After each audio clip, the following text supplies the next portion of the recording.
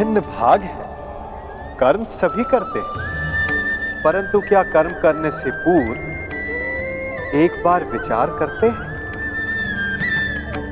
क्या सोचते हैं कि प्रत्येक क्रिया की प्रतिक्रिया अवश्य होगी और वो किसी और कर्म, किसी और फल को जन्म देगी?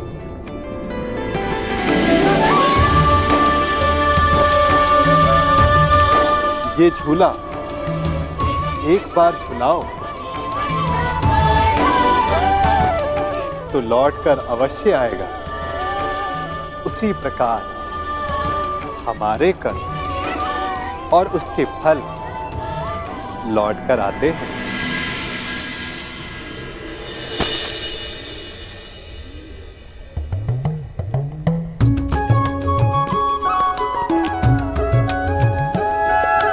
फल से स्मरण हुआ, इस वृक्ष के आम बड़े मीठे हैं।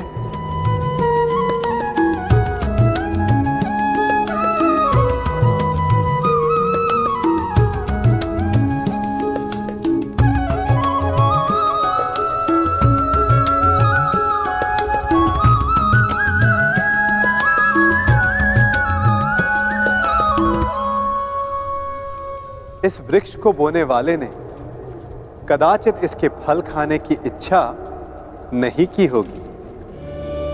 यदि की हो भी तो आवश्यक नहीं कि उसने इसके फल खाए हों, परंतु मैं खा रहा हूं। वर्षों पहले किसी ने यहां आम बोए। यदि वो कांटे बोता तो कदाचित वो पांव में चुभते। कभी कभी हमारी पिछली पीढ़ी के कर्मों का फल हम खाते हैं और हमारे कर्मों का फल हमारी संतति भुगतती है। कर्म करते समय फल की चिंता करना ना करना, यह प्रत्येक व्यक्ति विशेष का अधिकार है, परंतु वो फल बो रहा है या कांटे, उस पे विचार कर लेना उसका कर्तव्य है। क्योंकि मीठा फल मिलेगा या कांटों का दंश सहना पड़ेगा, ये तो आज आपके बोए पर निर्भर करता है। नियति केवल ये निर्धारण करती है कि उसे आप भोगेंगे या आपका भविष्य।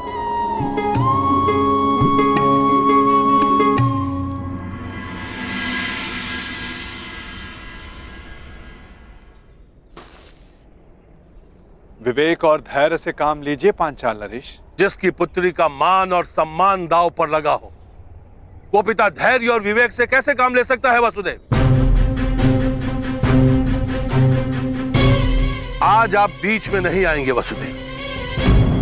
आज पांचाल नरेश द्रुपद पर एक नहीं अपितु 5 ब्रह्म हत्याओं का पाप लगना निश्चित है।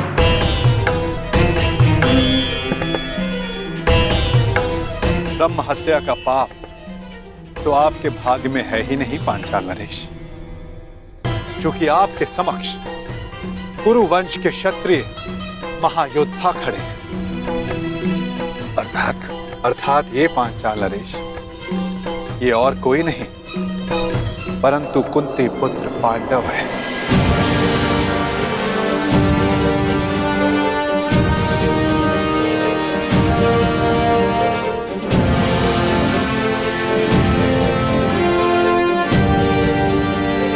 जो सबसे आगे खड़े हैं वो धर्मराज युधिष्ठिर है, और जिसने खेल खेल में वृक्ष उठाकर स्वयंवर में विघ्न डालने वालों का संहार किया, वो महाबली भीम है। और उनके 2 सहायक नकुल और सहदेव।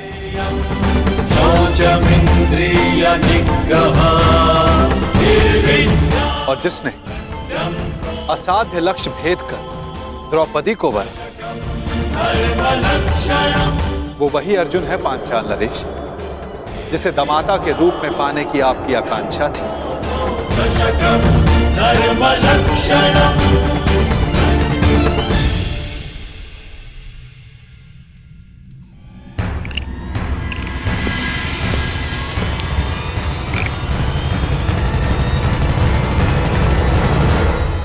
पधारिए अंगराज कर्ण।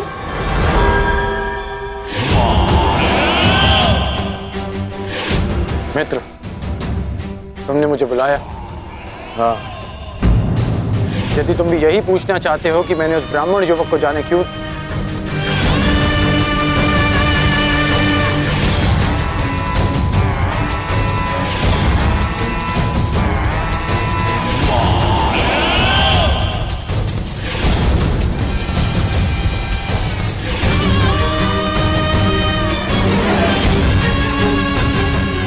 उस ब्राह्मण को छोड़ो मित्र, छोड़ो उस ब्राह्मण को। ऐसा शुभ होने वाला है कि पांचाली स्वयंवर की त्रासदी भूल ही गया हूं मैं आज बहुत प्रसन्न हूं मित्र। मेरा और तुम्हारा, हम दोनों का स्वप्न पूर्ण होने वाला है। मामाश्री ने ऐसा मार्ग खोजा है जो मुझे, दुर्योधन को, तुरंत ही हस्तिनापुर का राजा बना देगा। मेरा राज अभिषेक होगा, राज अभिषेक। उसके पश्चात तुम्हारा परिवर्तन का स्वप्न भी पूर्ण हो जाएगा मित्र। हाँ मित्र,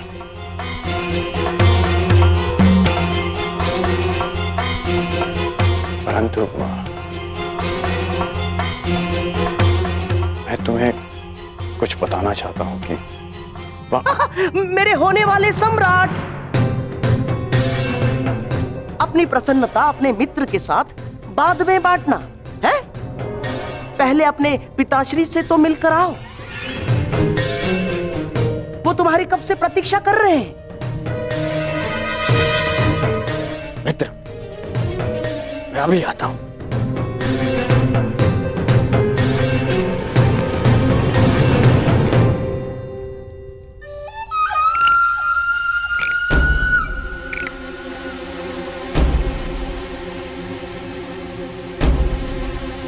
जब तक दुर्योधन लौट आए तब तक चौसर के दो दो हाथ हो जाए अंगराज कर्ण।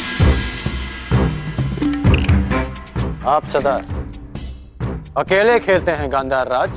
हाँ, अकेला ही खेलता हूं, क्योंकि जो स्वयं के साथ अकेला खेलता है वो दूसरों को अपने खेल का पासा बनाने में सक्षम होता है कर्ण। मैं चौसर की नहीं, उस खेल की बात कर रहा हूं जो आप हस्तिनापुर में खेल रहे हैं। खेल तो तुम भी खेल रहे हो अंगराज कर्ण, जिसका प्रारंभ तुमने पांचाल स्वयंवर के युद्ध में कर दिया है? सत्य और निष्ठा से कोई भी मनुष्य अपने लक्ष्य तक नहीं पहुंच सकता कर्ण ना। और तुम ये मत भूलना कि तुम दुर्योधन की किसी भी परिस्थिति में साथ देने की प्रतिज्ञा से बंधे हुए हो कर्ण। क्या कहना चाहते हैं आप? यही कि तुम और मैं, केवल हम दोनों ही जानते हैं कि पांडव अभी जीवित हैं।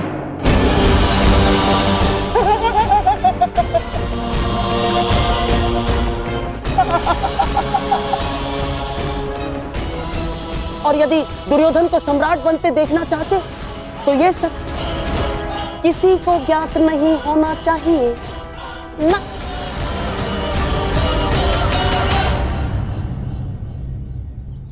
पांचाल नरेश पर ब्रह्म हत्या का दोष नहीं लगेगा, किंतु आप पांचों दोषी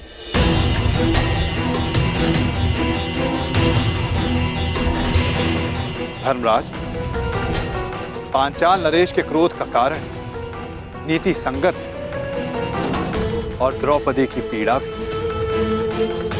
यदि कुछ अनीति हुई है तो आप पांचों से।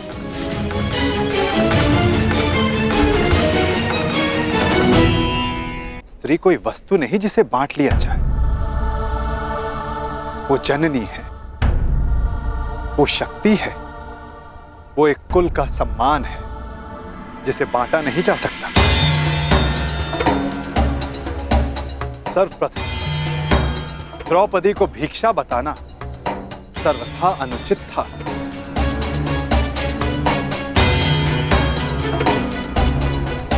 तुमने पांचाली का वरण किया है ना अर्जुन, वो कोई भिक्षा नहीं है।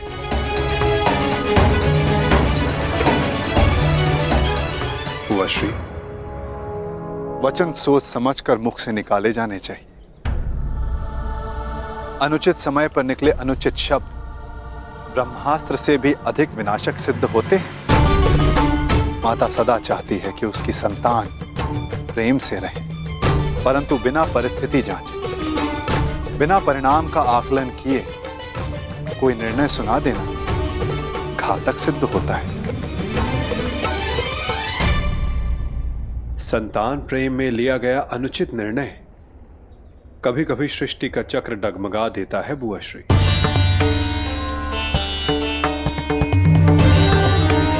पांडवों से भूल हुई है माना, देवी कुंती से भूलवश वाकदान हुआ है यह भी माना, परंतु वसुदेव, इसमें मेरी पुत्री का क्या दोष? मेरी पुत्री के भविष्य का क्या होगा? ये निर्णय तो स्वयं पांचाली ही ले सकती है। पांचाल नरेश, चूंकि एक स्त्री से उसके भविष्य का, उसका दाम्पत्य चुनने का अधिकार उससे कोई नहीं ले सकता।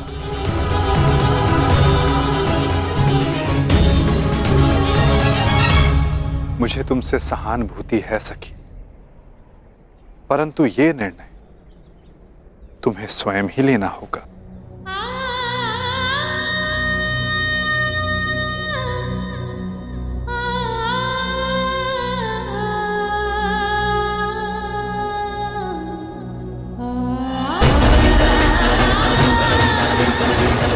पांचाली,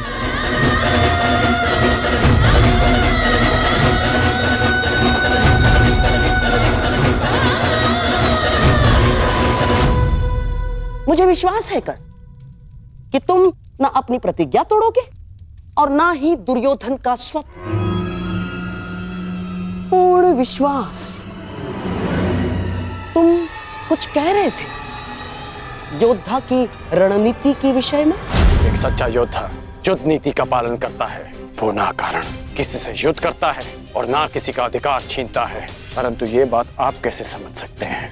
क्योंकि हाथों में बांसे रखकर षड्यंत्र रचने वाला एक सच्चे योद्धा का मन नहीं समझ सकता। अब मेरी सुन, राजनीति में सच्चा योद्धा वही है, केवल वही है जो विजयी होना जानता है। वो चाहे धनुष बाण से हो, शस्त्रों के संधान से हो, या चाहे मनुष्य की बुद्धि से हो। तो शकुनी को दुर्बल योद्धा समझने की भूल कभी मत कर बैठना अंगराज कर्ण। सीधे पांव पारा।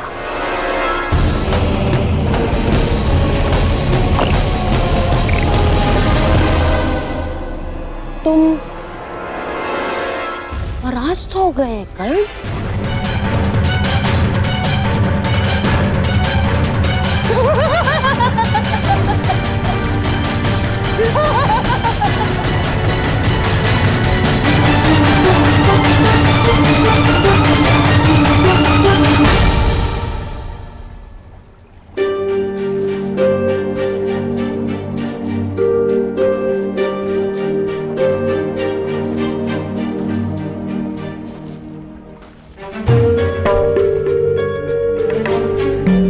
सखी,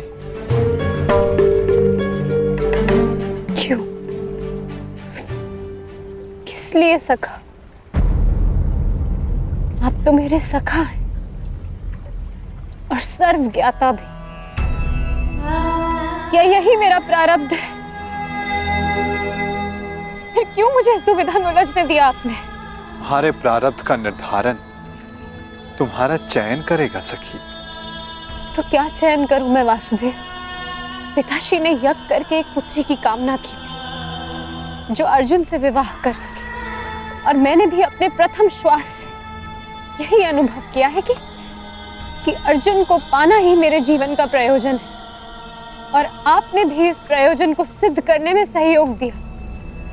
और अब जब ये प्रयोजन सिद्ध हो गया तो एक नई दुविधा उपस्थित हो गई।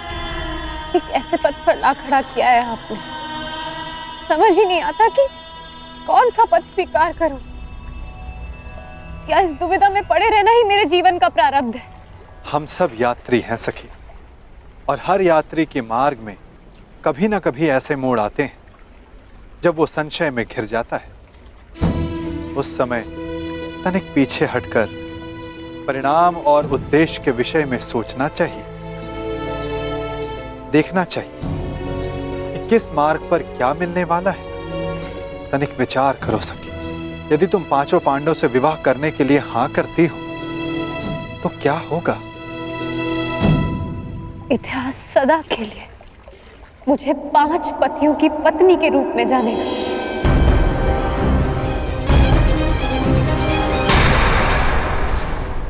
अपमान और उपहास का पर्याय बन जाएगा मेरा जीवन। और यदि तुमने केवल अर्जुन से विवाह किया तो शेष 4 संन्यास ले लेंगे और संसार कहेगा कि कुल वधू ने गृह में प्रवेश करते ही कुल को बांट दिया और ये विवाह ही अस्वीकार कर दिया। तो जीवन भर के लिए पिताश्री की दृष्टि झुक जाएगी, उनके मस्तक पर एक कलंक लग जाएगा। प्रत्येक स्थिति में द्रौपदी पर कलंक लगना निश्चित है। क्या करूं मैं? ये प्रश्न स्वयं से पूछो या किसी ने कि द्रौपदी का उद्गम क्या है, उसका उद्देश्य क्या है, उसकी यात्रा, उसका लक्ष्य क्या है। अपने आसपास देखो सखी, इस महासागर को देखो, इन मेघों को देखो, इन वृक्षों को देखो। उत्तर मिलेगा सखी।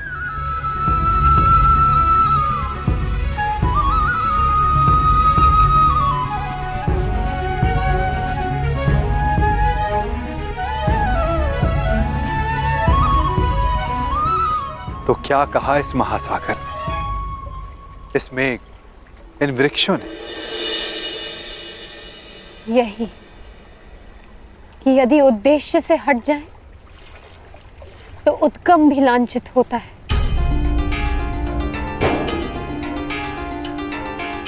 एक बूंद का उद्गम मेघ होता है और उसका उद्देश्य धारा को सींचना। यदि वो इसे अस्वीकार कर दे तो मेघ लांछित होगा। नदी का उद्गम पर्वत है, यदि वो सागर में मिलना अस्वीकार कर दे तो पर्वत लांछित होता है। यदि मैंने ये विवाह स्वीकार किया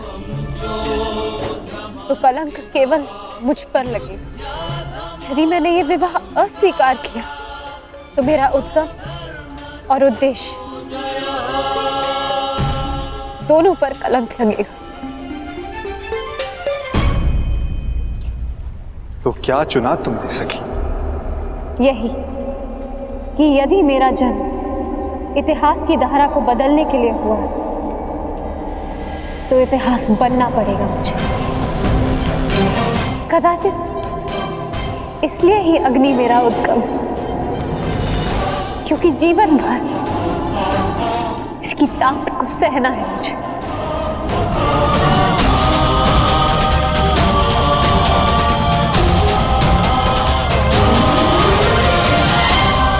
चुनते हैं उससे हमारा शरीर निर्धारित होता है। हम कैसे वस्त्र चुनते हैं उससे हमारा व्यक्तित्व प्रदर्शित होता है। हम कैसे वाहन पर चढ़ते हैं उससे हमारी यात्रा की सुगमता निर्धारित होती है।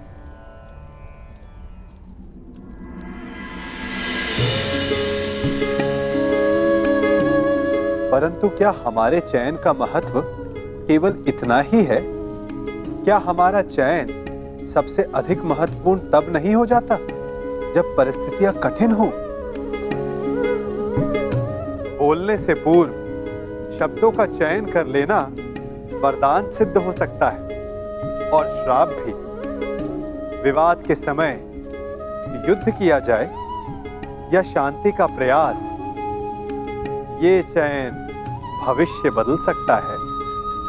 नियति हमें द्वंद्व में फंसाती है, भाग्य हमें विकल्प देता है, परंतु भविष्य चयन पर निर्भर है। अब प्रश्न ये उठता है कि चयन कैसे किया जाए, क्योंकि मन तो चंचल है। परंतु इस प्रश्न का उत्तर भी हमारा मन ही देता है। जो चयन उत्साह दे, संतोष नहीं, जो विजय का आनंद दे, मन की शांति नहीं, क्या वो उचित है?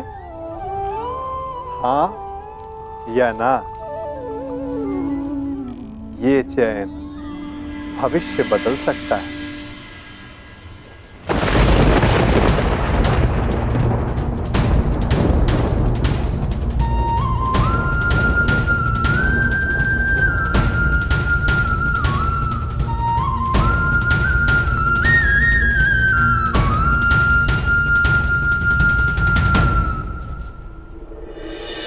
पांचाली,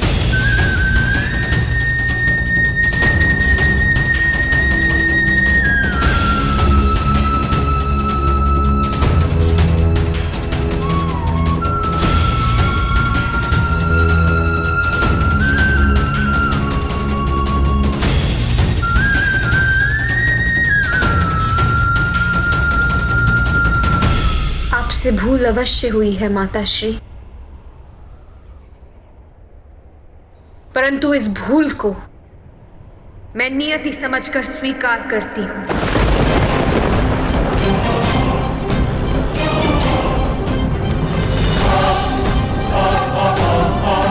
और साथ ही अपने जीवन के लक्ष्य और अपने प्रयोजन को पूर्ण करने के लिए प्रस्तुत हूं।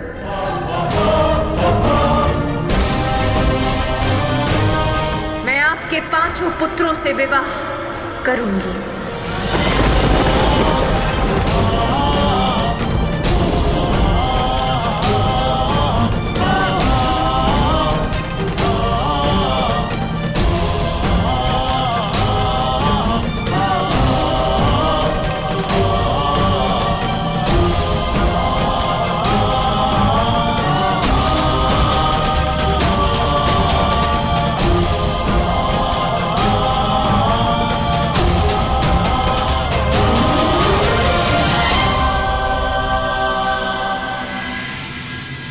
आज की यह सभा एक विशेष प्रयोजन से बुलाई गई है।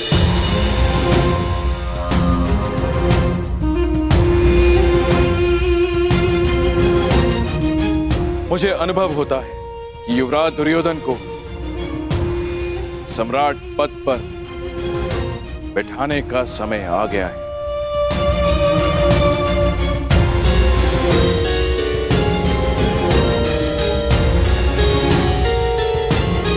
परंतु क्यों महाराज?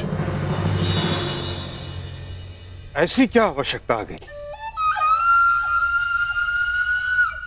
सबसे बड़ी समस्या समय की है ताक्षरी। कल रात्रि मैंने एक स्वप्न देखा जिसमें मुझे आभास हुआ कि मेरे संन्यास का समय निकट है। सम्राट जब संन्यास ले तो उत्तराधिकारी को सिंहासन संभालना ही होता है। बड़ी इच्छा थी कि अनुज पांडु का पुत्र, कुरुवंश का ज्येष्ठ पुत्र युधिष्ठिर साम्राज्य संभाले, पर नियति ने उसे हमसे छीन ली।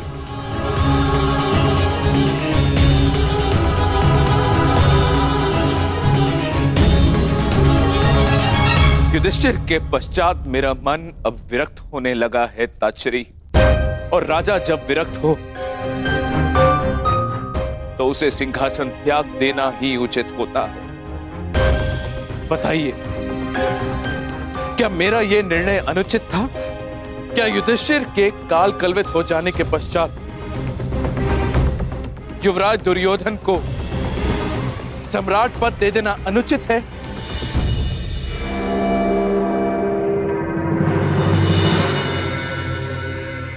यदि नहीं, तो मैं दुर्योधन को सम्राट पद देता हूं।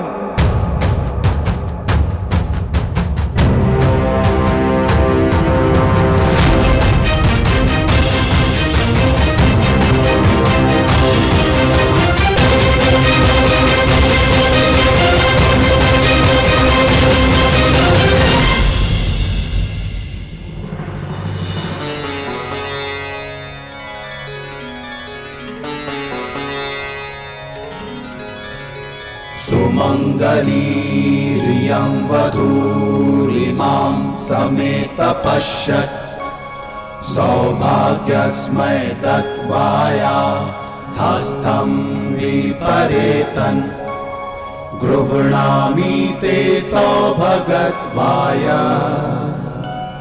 हस्तं मया पत्या जरादष्टिर्यथ सः भर्गो अर्यमा सविता पुरंधिर्मयम् त्वा दुर्गार्हपत्याय देवः।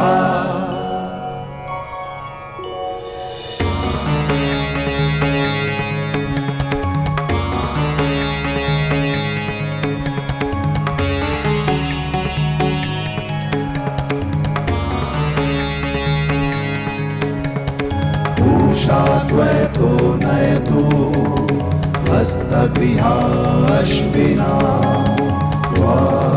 प्रवहतां रथेना ग्रहाण गच्छ ग्रहपत्नी यथा सोपशिनी त्वं विदधमा वदासि इहा प्रियं प्रजायाते समृद्ध्यतामस्मिन् ग्रहे गहि पत्या दीर्घायु भव। एनापत्या तन्वं संसृजस्वाधा चित्री विदधमा सौभाग्यवती भव।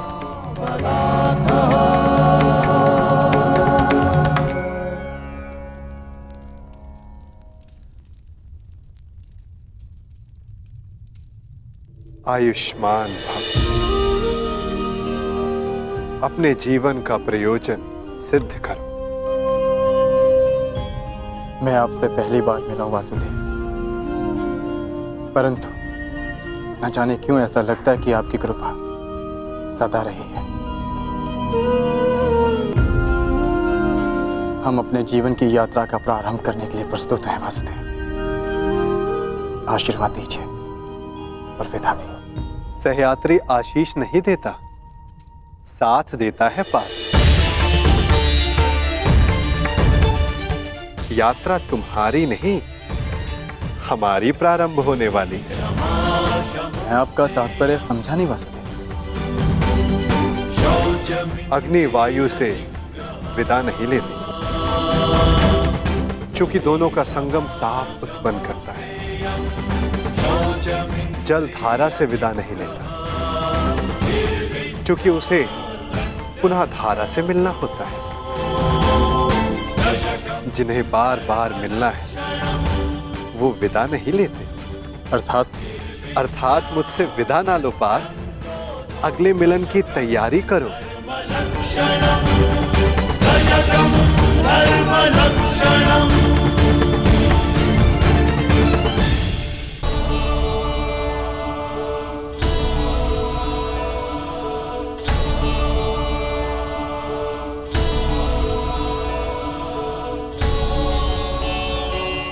मेरे जन्म पर आपने कहा था कि मेरे जीवन का लक्ष्य अर्जुन से विवाह से कहीं अधिक है।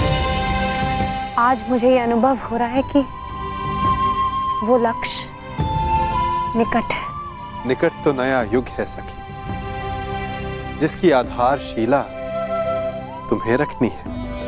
एक वचन दे सकते हैं मधुसूदन?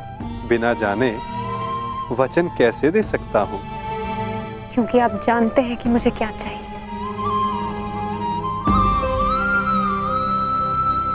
वचन देता हूं कि मैं तुम्हारे साथ रहूं ना रहूं, परंतु तुम्हारे साथ सदा रहूंगा।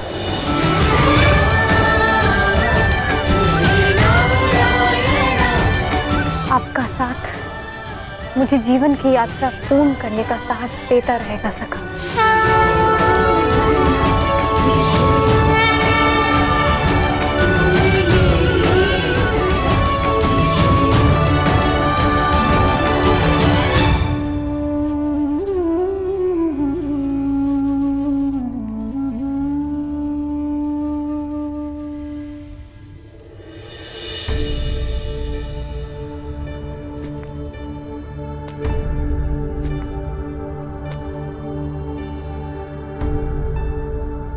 मुझे अपनी भूल का पश्चाताप हो रहा है। इसका क्या कारण है? धरा से उत्पन्न फल को अंततः धरा पर गिरना होता है बुआश्री। प्रत्येक शब्द और प्रत्येक कर्म अपने परिणाम साथ लाते हैं। समय लगे, परंतु वो परिणाम इसी धरा पर, इसी जन्म में भोगने होते हैं। आपने भी अज्ञातवास बहुत भोग लिया बुआश्री। अब समय आ गया है कि आपका और आपके पुत्रों का परिचय संसार के समक्ष ले आया जाए।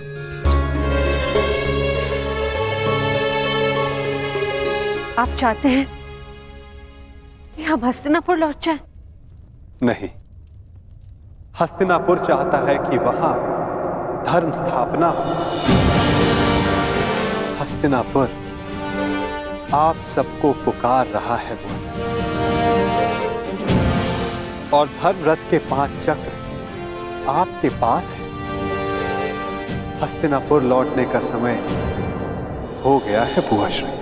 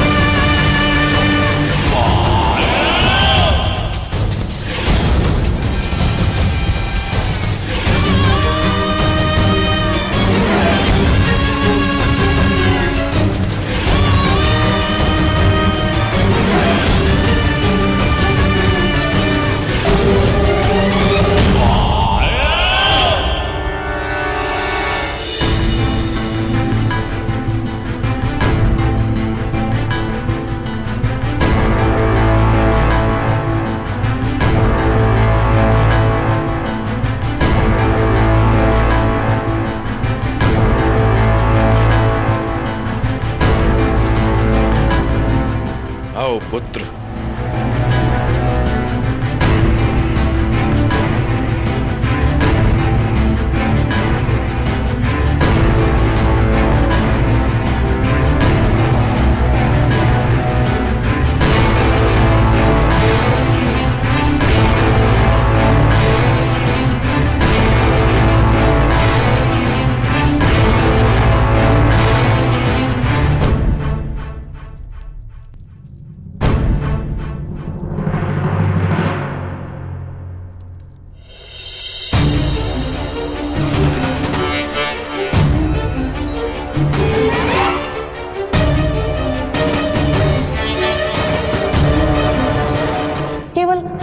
जानते हैं कि पांडव अभी जीवित हैं और यदि दुर्योधन को सम्राट बनते देखना चाहते तो ये सब किसी को ज्ञात नहीं होना चाहिए।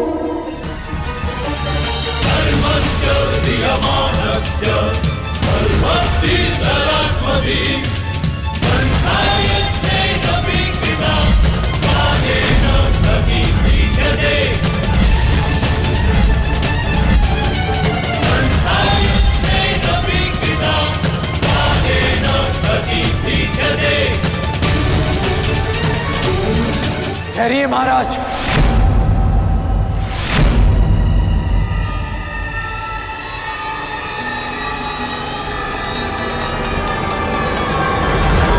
ये राज्याभिषेक नहीं हो सकता।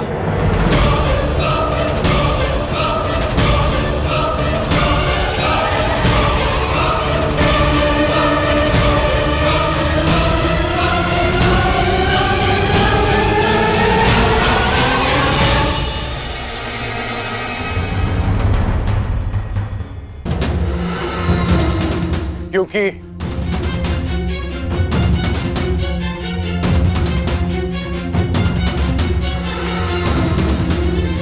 कुमार युधिष्ठिर अभी जीवित हैं।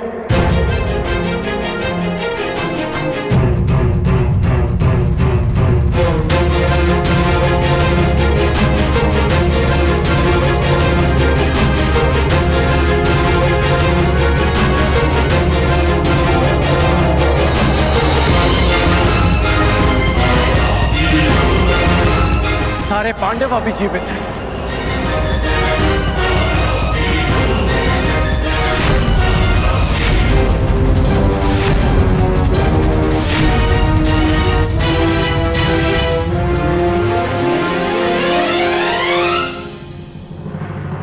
बासकान, ये क्या कह रहे हो तुम? हाँ मित्र, पांडव जीवित हैं। पांचाल स्वयंवर में जिस ब्राह्मण युवक ने लक्ष्य भेद किया और मुझसे युद्ध किया वो अर्जुन है।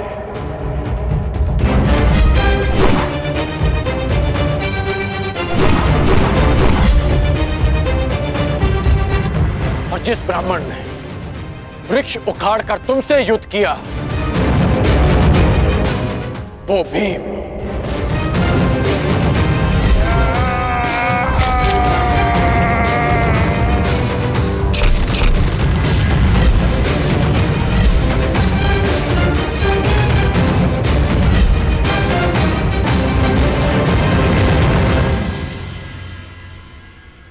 कर्ण, क्या तुम सत्य कह रहे हो? जी, मैं सत्य कह रहा हूं। यदि पांडव जीवित है तो दुर्योधन का राज्याभिषेक न्याय अनुचित है।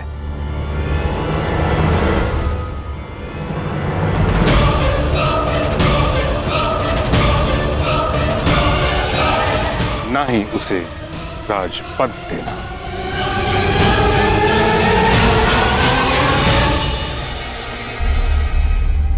कैसी बातें कर रहे हैं महामहिम? पांडव जीवित हैं, ये केवल अंगराज का अनुमान है, अनुमान। कोई साक्ष्य नहीं है उनके पास। साक्ष्य कर्ण के शब्द हैं। कर्ण हठी हो सकता है परंतु असत्य भाषी नहीं। कब से? महामहिम, राजनीति में विश्वास से काम नहीं होता ना। राजनीति में केवल साक्ष्य से काम होता है। महाराज, यदि अंगराज के पास पांडव जीवित होने का कोई साक्ष्य नहीं तो युवराज दुर्योधन का सम्राट बनाने में भी कोई बाधा नहीं। महाराज, मेरा आपसे निवेदन है कि आप उन्हें मुकुट पहना दें। क्या तुम्हारे पास कोई साक्ष्य है अंगराज?